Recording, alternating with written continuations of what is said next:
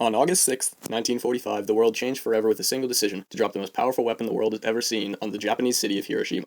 The city of Hiroshima went from a standing functional city to a wasteland of wreckage, death, and destruction in a matter of minutes, all from a single warhead. The entire operation went on in secrecy, with few knowing about the plans. Even after the initial bombing, no one knew what weapon was actually used, not until it happened again, on a larger scale to the Japanese city of Nagasaki 3 days later, on August 9, 1945. Not only did these events shock and annihilate Japan, but they forever changed the way humans fight wars, showing that nothing was off the table, not even the loss of thousands of civilian lives. News quickly traveled around the world about the new bomb, and many countries began to attempt to fabricate a similar weapon, which posed a major threat to the safety of the world, a threat that persists to this day. While the nuclear bomb is a highly effective peacekeeper when placed in the right hands, it seems far too dangerous for a single group of people to possess something powerful enough to destroy any and all who oppose them. The atomic or nuclear bomb is the most powerful and complex weapon known to man.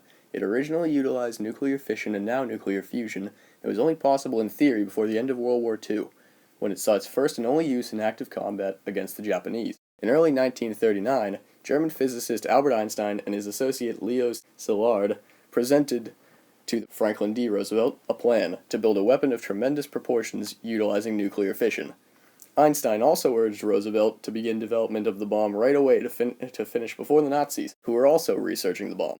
Roosevelt agreed, and top-secret development began under the code name the Manhattan Project. Roosevelt brought the world's brightest scientists to the United States for research on a large scale. Once development formally began, secret facilities were set up for resource fabrication and development in the U.S. This allowed the government to work on these projects without word getting out to other countries or for spies to conduct espionage with the goal of stealing blueprints. Finally, after 4.5 years of research, a prototype for the bomb was shipped to a test site in the Alamogordo Desert, where the first official test was conducted on July 16, 1945. The test was a massive success, with the explosion surpassing any and all expectations of those observing, causing some scientists to celebrate, while reducing others to tears or complete silence. This test signified the end of the previous methods of warfare and ushered in a new era of modern warfare. Throughout the rest of July, talks and arguments went on about what to do about the Japanese threat in the Pacific. Ultimately, the executive decision was made to drop the bomb on the city of Hiroshima. Finally, the Enola Gay took off for Hiroshima with the atomic bomb Little Boy on board on August 6, 1945. The city of Hiroshima was given no warning, even when the air sirens blared. But in a split second, the city was engulfed in a fireball before being completely demolished. So on August 9th, the city of Nagasaki was hit with a bigger bomb, known as Fat Man. This explosion devastated the city and the Japanese government, causing surrender only a few days later. The incredible power held within a single warhead can have despicable effects on people, whether it's instant death from the blast or a slow and painful death from radiation over the following weeks. When a warhead is dropped from a plane and the tip connects with the Earth, the bomb explodes, triggering catastrophic amounts of both thermal and nuclear radiation to be released. Heat released from the initial blast is estimated to be about 3 times hotter than the surface of the sun, causing people around the blast zone to be vaporized instantly.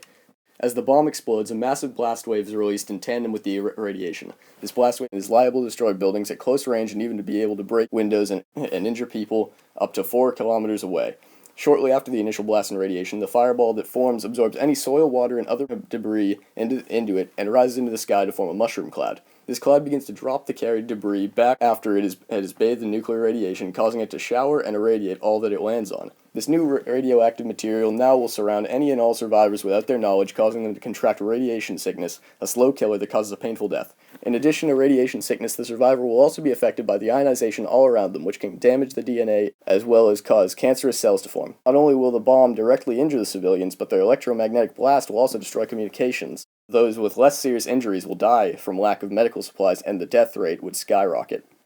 The nuclear bomb does not only cause great losses of human life, but in the process can level cities and leave lingering environmental effects on the area of impact and beyond. The blast wave from the explosion will not only shake people up, but it can cause the foundation of a building to become unsound.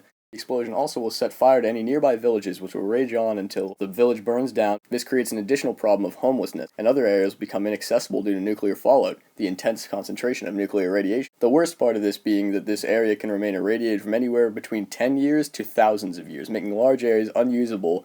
While many countries do own nuclear bombs in their arsenals, many international laws have been passed to prevent further possession, development, and trade for the powerful weapon. Shortly after the horrific bombings of Hiroshima and Nagasaki, the entire world was aware of the nuclear bomb, causing many to want to develop their own. This caused outcry against the nuclear bomb, calling it inhumane, with many wanting an international ban on it. Both the US and USSR decided that there should be much tighter control over the creation of nuclear bombs. But at the same time, neither of the two countries would agree to dismantle their own arsenals. Soon after the initial plans to regulate the weapons, other countries such as the UK, France, and China began nuclear weapons programs, which caused the US and USSR to quickly take action.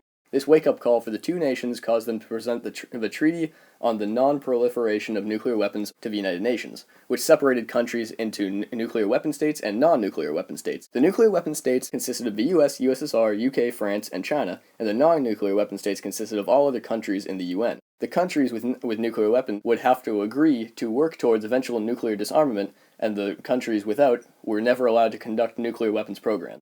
This system has worked well to this day, with only a few countries deciding not to sign. A third category of country does exist, however, which is known as the illegal nuclear states, which are countries that decided that they would like to reserve their right to produce nuclear weapons. These nuclear states include India, Pakistan, Israel, and Cuba, with North Korea threatening to leave the NPT to become one. These states are dangerous to the world due to their weapons possibly being able to fall into the wrong hands with terrible consequences to follow. Many illegal nuclear states do not follow security regulations for materials, making it easier for terrorist groups to procure the materials for makeshift devices. As of 2012, the terrorist organization Al-Qaeda and 3 other groups have taken interest in acquiring a nuclear weapon. A terrorist nuclear explosion would be catastrophic due to it being able to claim the lives of hundreds of thousands of civilians along with billions of dollars in damages. In order to combat this, the United Nations have been lobbying for the International Atomic Energy Agency to have the ability to evaluate the nuclear security performance of all countries possessing atomic weapons. These protocols will be a great start to ensure international nuclear security, but more serious measures and standards must be put in place to keep the general populace safe. A weapon deadly enough to make a city disappear in a matter of minutes is a recipe for the destruction of the world, and many countries have realized this. It is far too unsafe for a single country to possess something that can make them unstoppable, which has the potential to kill many innocents and effectively destroy the opposing country with a single press of a button. The world would be a much safer place without the looming threat of complete and utter annihilation.